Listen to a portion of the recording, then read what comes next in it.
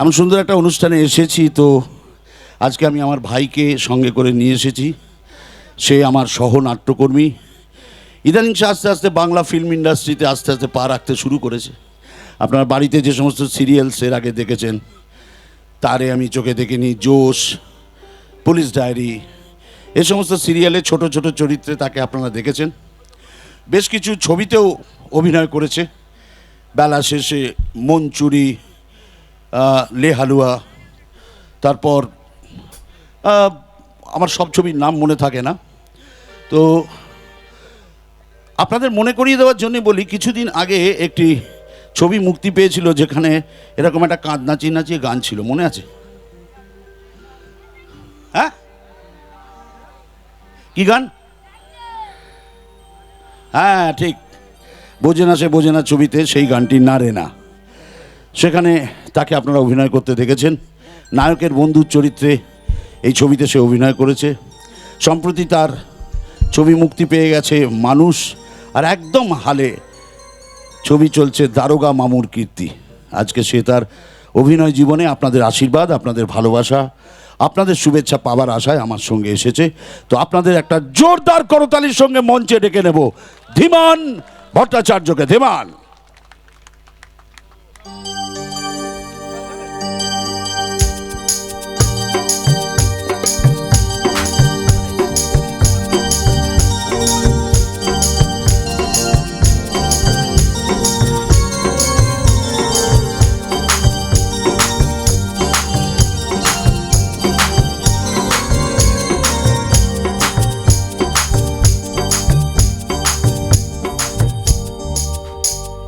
দেখুন, কিছুদিন হলো আমি বাংলা ছবির জগতে কাজ করা শুরু করেছি।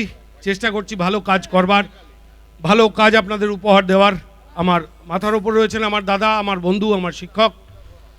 এসছি আপনাদের কাছে আপনাদের আশীর্বাদ দিতে। আপনারা আমায় আশীর্বাদ করবেন যাতে ভবিষ্যতে আরও ভালো কাজ করতে পারি, ভালো কাজ আপনাদের উপহার দিতে পারি। হ্যাঁ, তো যে কথা বলছিলাম, দেখুন একটা ছোট্ট কথা না বললেই নয়। আমরা বা আমি বিশেষ করে বলতে পারি যে যখন ভেবেছিলাম যে অভিনয় করব এবং পরবর্তীকালে সিনেমা দেখে ঠিক করেছিলাম সিনেমা করার চেষ্টা করব। আমরা বড় হয়েছি প্রসেনজিৎ চট্টোপাধ্যায়কে দেখে, বুমাদা। তার সঙ্গে আরেকটা লোককে পাশে দেখতাম, জানেন কে? বলতে পারবেন? লোকটা লম্বা, বলুন তো কে? লোকটার বড় বড় চুল, বিমলদা। সত্যি কথা, এই বিমলদাকে তখন দেখেছিলাম, খুব রাগ হতো, কারণ আমার যিনি আইডল প্রসেনজিৎ চট্টোপাধ্যায় তাকে মারছে। হেভি রাগ হতো, হেভি, মানে আমারও ইচ্ছে হতো দিয়ে দুঘা। অনেক পরে জানলাম বিমলদা আমার পাড়ার লোক। রাগটা একটু কমে গেল যেদিন বিমলদা ফোন করলো, বললো খড়াদাকে একটা অনুষ্ঠান করতে হবে রায়চকে। রাগটা আরও খানিকটা কমলো। আজকে বিমলদাকে পাশে পেয়ে রাগটা একদম কমে গেছে। থ্যাংক ইউ বিমলদা, লাভ ইউ। তো দেখুন, গান তো এর আগে শুনলেন, দাদাও গান গেয়ে ফেললো। এরপরে আমার বন্ধু, খুব ভালো অভিনেতা রিন্টু, সে আছে, এবং আরও ভালো সিঙ্গাররা আছেন, ডান্সাররা আছেন। অনেক বড় অনুষ্ঠান। তো এর মাঝখানে দাদা আমায় ডেকে ফেলেছে, কিছু একটা করতে তো হবে। ভয় পাবেন না, আমি গান গাইবো না। আমি গান একদম গাইতে জানি না। প্রচুর মানুষ আপনারা এসছেন, অনুষ্ঠান দেখছেন, ভালো ভালো অনুষ্ঠান আছে, আপনারা চলে যান, এটা আমি চাই না। তো আসুন আমি একটা মজার নাটিকা পরিবেশন করি, যদি আপনারা শুনতে চান। করব? বেশ। হ্যাঁ, গানও গাইতে হবে?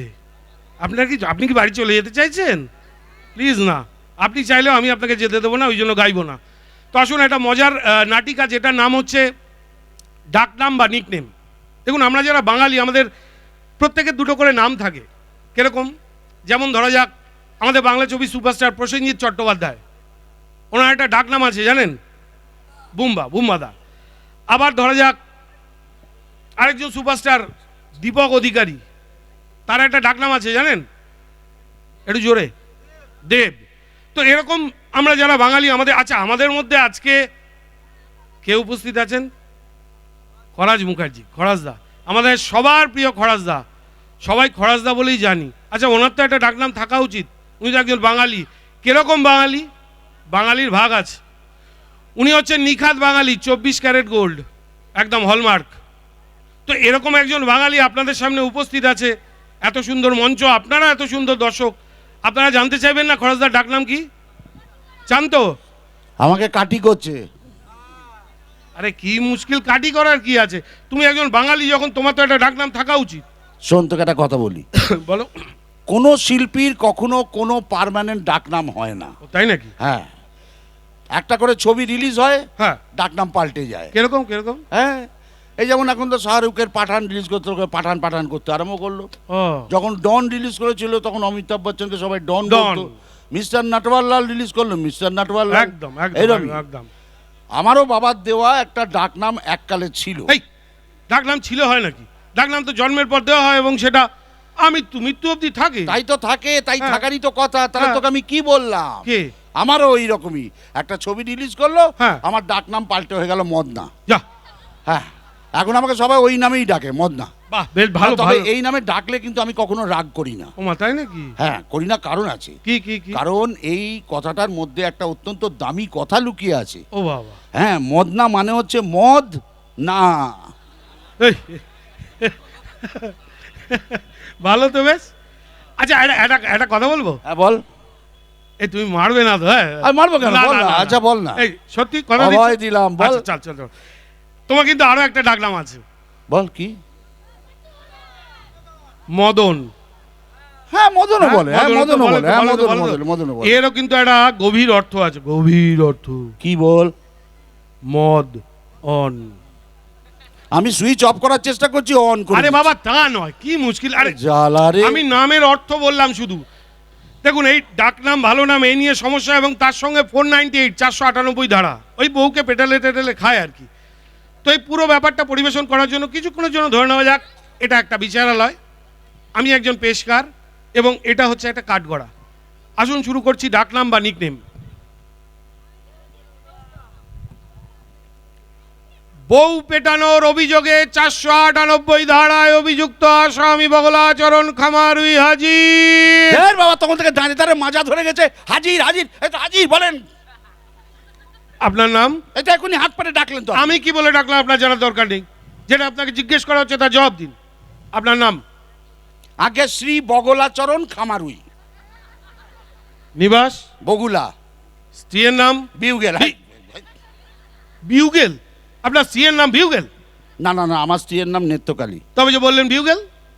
না, মানে সে কথা বললেই মনে হয় যেন বিউগেল বাজতেছে, তো ওই জন্য আমি সাদ করে তার ডাক নাম রেখেছি বিউগেল। ডাক নামকে জানতে চেয়েছে, আপনার স্ত্রীর ভালো নাম কি? ও, তাইলে তার নাম নেত্রকালী। হ্যাঁ, সেটাই বলবেন। হ্যাঁ। নিন, এবার গীতা ধরে বলুন। পাগল নাকি?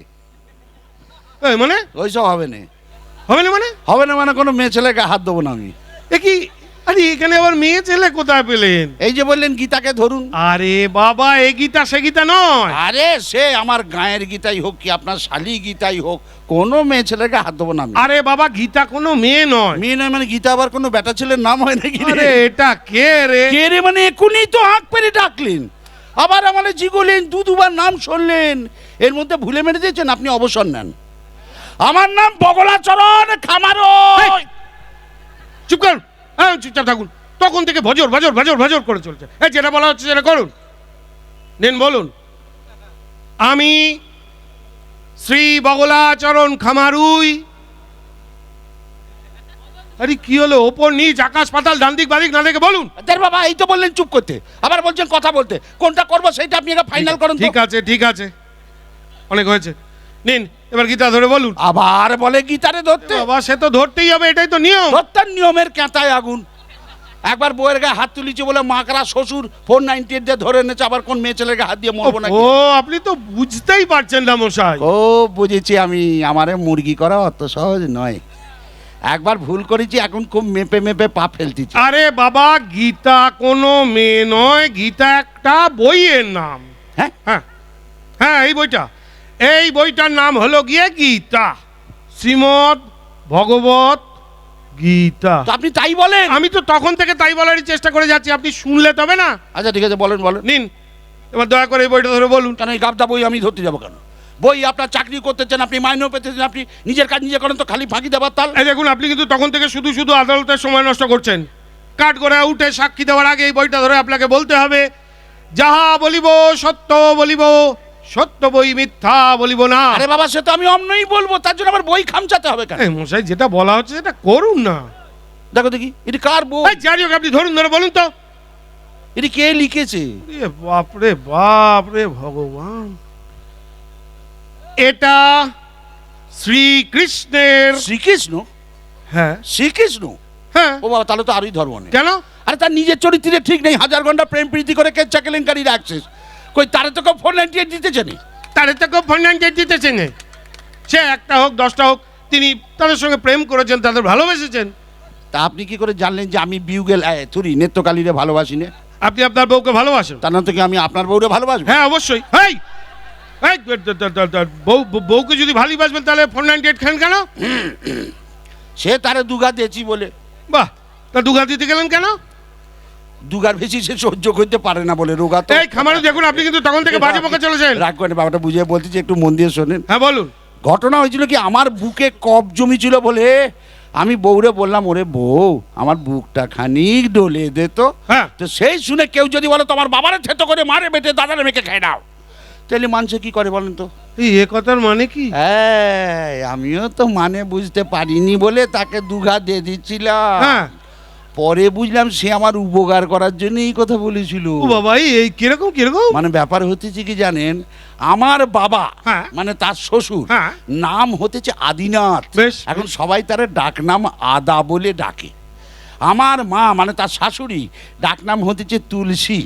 আর আমার দাদা মানে তার ভাসুর ডাক নাম হতেছে মধু। এখন ধরেন বউ মানুষে কি আর শ্বশুর শাশুড়ি ভাসুরের নাম নিতে পারে? তাইতে বলেছিল তোমার বাবারা থেতো করে মারে বেটে দাদারা মেয়েকে খেয়ে নাও। আরাম বাবা।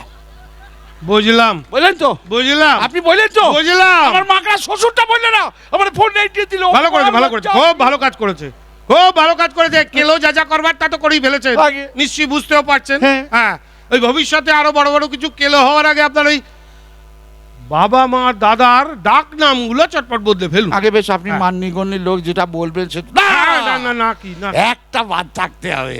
কি বাদ থাকতে হবে? বিউগেল নেত্রকালী। ও বাবা, বিউগেল নেত্রকালী।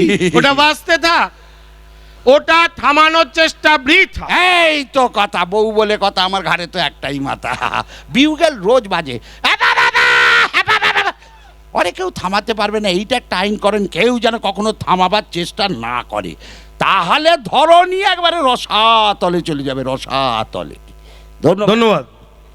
মিউজিশিয়ানস ভাইদের পেলে একটি গান শোনাবার বড় ইচ্ছা। এই গান বহুদিন আগে লিখেছি, সুর করেছি, রেকর্ড করেছি, আর তারপর আপনারা আমাকে একটা ছোট্ট শিল্পীর আসন দিয়েছিলেন আজ থেকে বহু বছর আগে।